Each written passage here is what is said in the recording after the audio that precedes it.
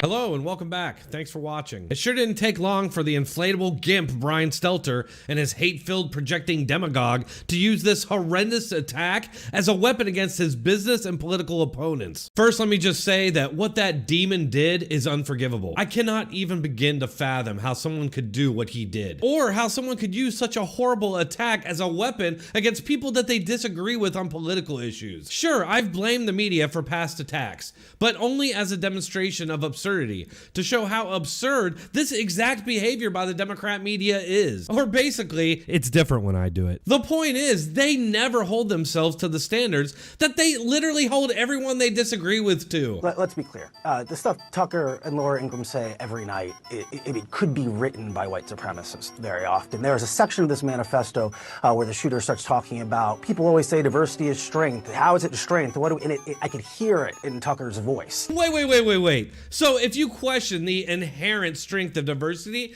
then that means you're a horrendous, inhuman, white supremacist mass murderer. So you can see exactly where this is going. Anyone who questions or challenges our political beliefs is a mass murdering white supremacist. And how convenient that this is right in line with your open agenda to suppress and censor your political opponents. And just a quick side note about the inherent strength of diversity.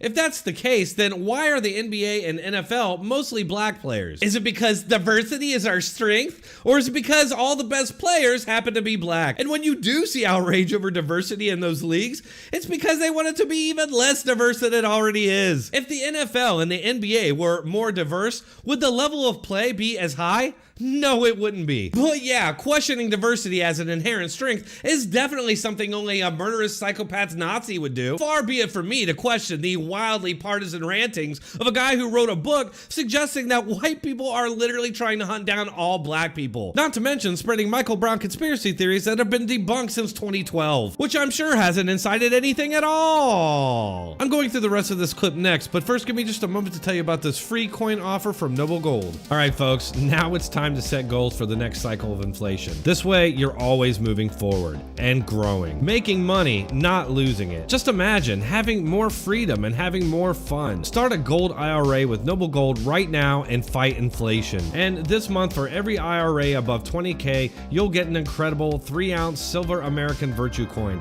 completely free as a thank you. You can't go wrong with Noble Gold. Call 877-646-5347 right now to find out more, or visit noblegoldinvestments.com. You can also use the link in the description or pinned comment.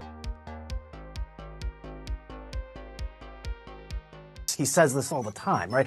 But the Ben Shapiros of the world say this. There's a big chunk about the idea of genetic differences that could have been pulled from an Andrew Sullivan column, right? There are plenty of people in our politics, in our media, who advance these ideas and advance them frequently. Immigration for the last several decades has been the most salient topic in our politics. It's what Donald Trump rode into power, or something Republicans have seized upon. It's something that in our rhetoric and in our conversation, very often mainstream political forces have been remarkably irresponsible in the language that you've used around immigration, around race, in ways that have fueled and empowered white supremacists. And again, it's not just people on the far right. I mean, we're talking on CNN where for years Lou Dobbs was given an hour every night to say some pretty racist things. Does he give a single example of the supposedly racist things Lou Dobbs said? Of course not, because they literally just apply that label to anything they disagree with. Quite literally, simply opposing illegal immigration is racist to these people. Oh yeah, I'm sure Tucker Carlson and Ben Shapiro have many communist, authoritarian left fans who hate Christians, hate Fox News, and are interested in, quote, green nationalism. Shapiro even appears in this scumbag's manifesto as a rat. Obviously, none of these people push replacement theory, and these political propagandists are just using it as an excuse to censor and maybe even outlaw their political and business opponents. They themselves will never be held to the standard they're attempting to sell here. For example, the shooter donned symbols popular with a certain military battalion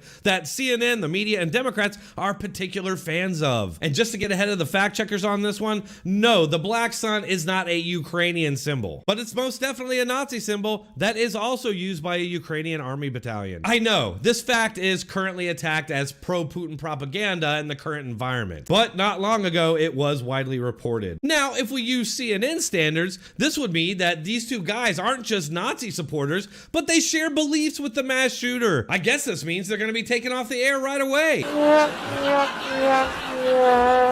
And just one more thing about replacement theory, which I know nothing about outside it's supposedly about white people being replaced. It's ironic to me that the main place I hear about white people being replaced is by Democrats, their media, and Hollywood, who constantly go on and on about white people becoming a minority. The angry white guy is dying out, and the Census Bureau has already told us that by 2050, white people are going to be the minority, and I'm not sad to say I can't wait for that day to happen. I hope I live long enough to see it, because it will be a better country. God damn, that was racist. See, that's the problem with these fools. They never even consider that their rantings and justifications for suppressing their political opponents will ever be applied to them. And why would they consider it? A Democrat Bernie supporter screaming this is for healthcare while shooting Republicans, and not a single one of these same people attribute it to their rhetoric. If I have to take responsibility for everybody who voted for me, it will be a very difficult life. In fact, even the FBI did their best to downplay it, only years later very quietly telling the truth. Or how about riots from 2012-ish onward,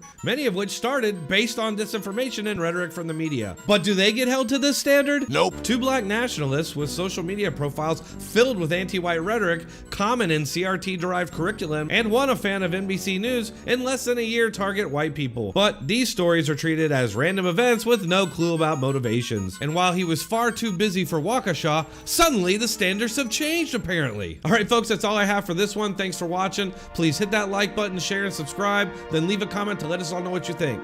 Thanks a lot.